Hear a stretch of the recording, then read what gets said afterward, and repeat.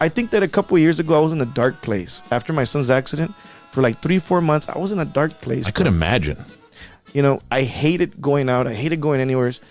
I everywhere I would go, told me, decían, how's your son? How's your son? How's your son? And it became so traumatic to me that I didn't want to answer it anymore, that I just stopped going out. And then I didn't want to take any more pictures. And everybody always sees one side of the They're looking from the outside in. They're looking from the outside in, and when I get it, when they would see me, they would say, "Oh man, he thinks he's all that." But I promise you, Rock, that every time that I would say hello to somebody back in the day, hasta la fecha, y ya no me molesta. Pero antes no es que me molestaba, es que me dolía que me preguntaran, ¿cómo está tu hijo? Because I knew the state that my son, I knew the state that my son was in. And every time they would just say, ¿y tu hijo? ¿Y tu hijo? And how's your son? It would just, la cara se me cambiaba. And but fans are genuinely, you know, they generally care about you and your kids and all that. You know, they're genuinely sincere. But the artistic side of me wishes that I could just say the truth, and having to explain it to each and every single person was so complicated and so hard. Well, that's traumatic as well. Yeah, to repeat it over and over again. Yeah. I mean, me dijeron que I had PTSD. ¿Me entiendes? Para que puedas entender how this is. That's what I was living. So today, I'm okay with it. You know. How are you handling it? I'm perfectly fine, bro. Okay. Mira, para que todo el mundo me pueda entender. Everybody wants to know how's Jacob. Hasta la fecha hoy me dijeron, y que Dios va a hacer un milagro. And I get it. And for some people that don't know what happened, Jesse's son grew up and ended up performing in Jesse's band, one of the best musicians and a good-looking kid, and had everything going for him. And he had a tragic accident in a Mustang and a Charger, and it was a life-changing experience. He is no longer capable of, doing a lot of things. Yeah, taking care of himself, and so Jesse, you were catapulted into a huge situation, man. And I can imagine it's a tough thing, man. You know that after I left here, after I did the interview with you, and even after that, I had to see a psychiatrist. I had to see a psychiatrist for the first time which is okay. Yeah, I mean, if you need to, do it. Yeah, and I understood a lot of things once I spoke to the psychiatrist, and you have to let go of things. Everybody expects a miracle, but when everybody's holding on for a miracle and it doesn't happen, then they blame God. But it's not actually letting go of things. It's just accepting, acceptance is key. That's where I'm going with it. Yeah. Like, in other words, I'm going to give you an example that I've given to many of my friends. If you're in a vehicle accident, right? Because there's some of you that are going to connect to this story. There's some of you asking, why did this happen to my son? Why did this happen to my daughter? Why is my mom going through this? And why? We always ask why. And even more people now with the COVID thing that happened. A lot of people lost their family members as well. So, yeah. So hopefully this will help you, give you some peace and some comfort. Or hopefully my words will pierce through your heart, and it'll touch you in a way that it'll help you understand things a little bit better. Look, for me, this is what it was like, and this is nothing but the truth. After my son's accident, I felt like I was in a dark place. I didn't know where I was going. I didn't know what I wanted to do. I was just confused. My melodies felt kind of dark. My album was even called Monstro, and I was talking.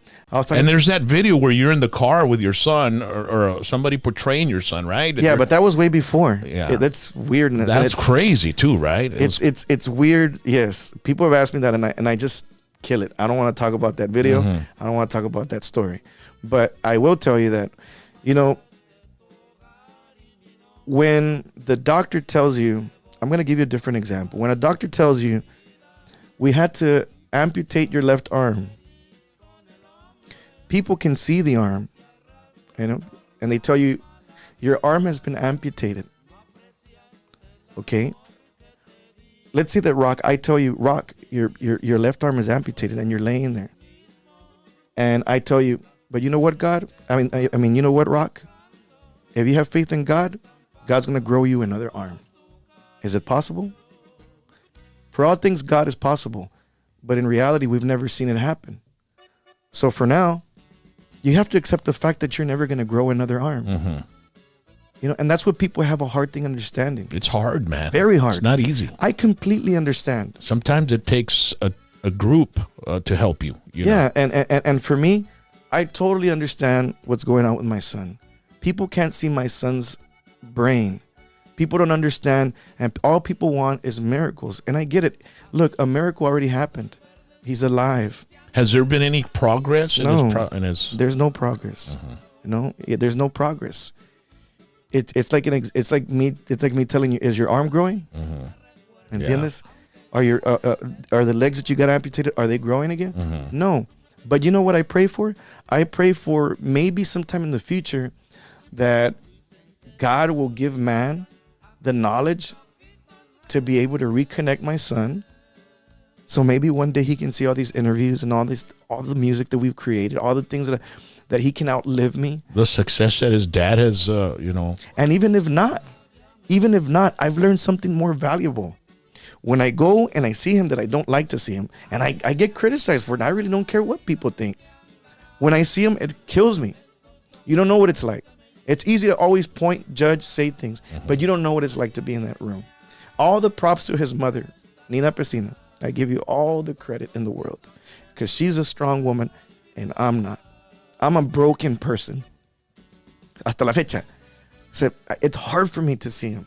And then you have a career that doesn't make it any easier because you're always on the road, dude, and you're always recording. You're always doing photo shoots. You're always doing video shoots. Yeah, you're a constant worker. Do you sometimes think you overwhelm yourself with work and and everything you do around your work to try to I purposely do it. I want to work. I don't want to be home. I want to be constantly working. I constantly want to be doing things. Because I only live once, So, when I go see my son, it's hard, man. It's hard. And a lot of people aren't going to understand it until they're living in my shoes. And there's people that it's hard for them to go see I see it myself. I would see people that wouldn't go see their mom or dad because they had dementia. And their mind is not there anymore.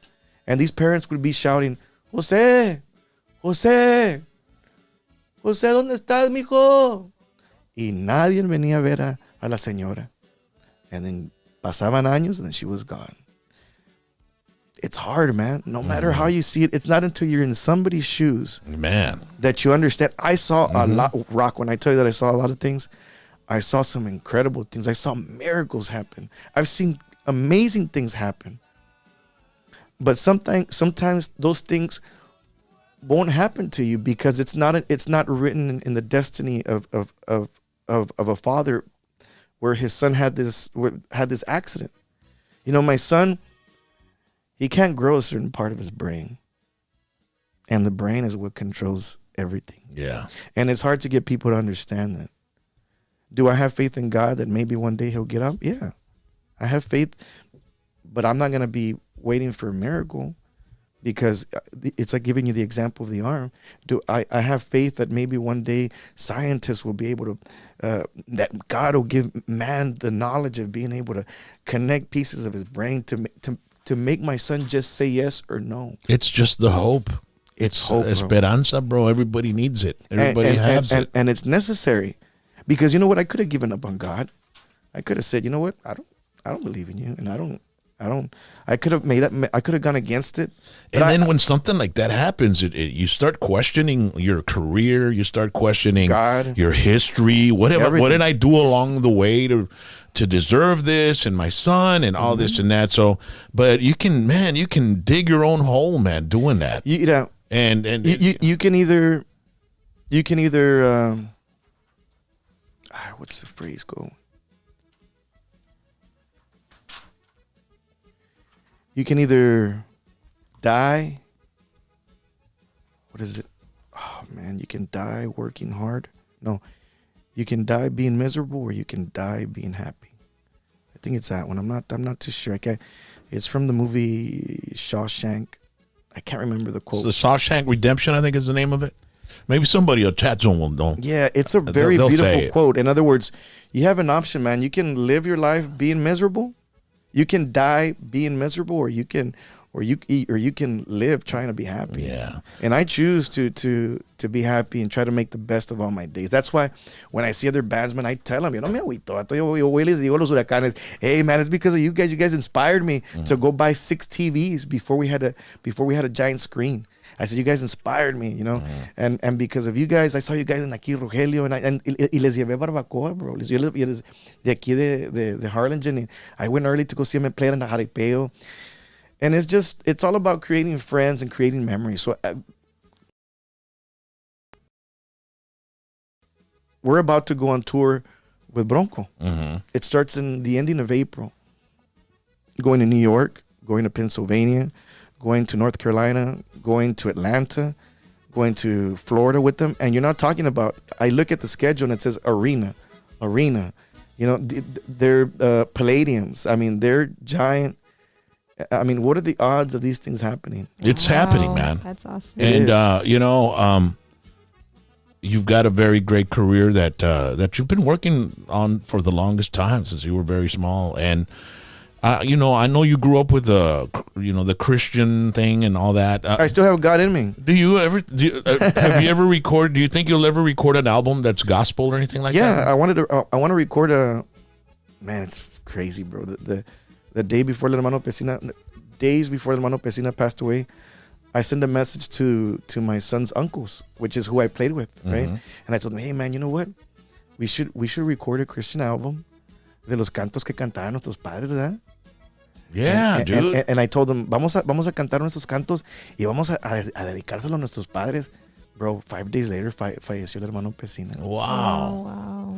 Yeah, bro. Man. But I still want to do it.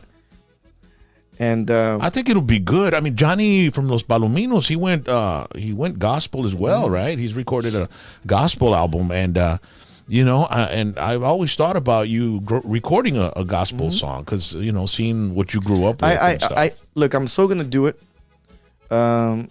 because I'm a firm believer in God. You know, but I don't get into religion because my religion is not your religion. There could be 1,000 people in the same building. I can promise you they're all gonna have different opinions. Just well, when you're in a non-secular venue, you know, with a non-secular crowd, right, or a secular crowd, actually, right? You know what? Non-secular is when. Look, at the end of every show, I pray for everybody. Yeah. And I tell them, it doesn't matter what religion you are. I said, I want to pray for you, and I want to pray that you get home safe. Let's pray for the people that don't have anything to eat tonight, for those people that are suffering. I say, let's pray for that God fills us with love and joy. I say, let's pray for God to put peace in the presidents of the hearts, so that we won't go to war. Let's you know, I do, and I mean it. I mean it. Porque estoy bien agradecido con Dios, con todas las cosas que él ha hecho conmigo. Es todo, Dad. And ever since I've known you, you've always been like that, man, for the longest time. Even when you hit my Mustang with your van, bro. Chingame, desgraciate, el brand new Mustang que tenía.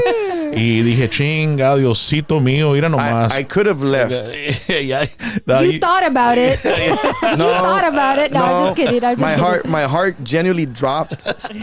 And I just looked at the car and I said, man. La cagaste, bro. I could have left. He would have never known. Never. Yeah, I would have never known, bro. But I went back inside like the man I am and I said, Rock, I hit your Mustang.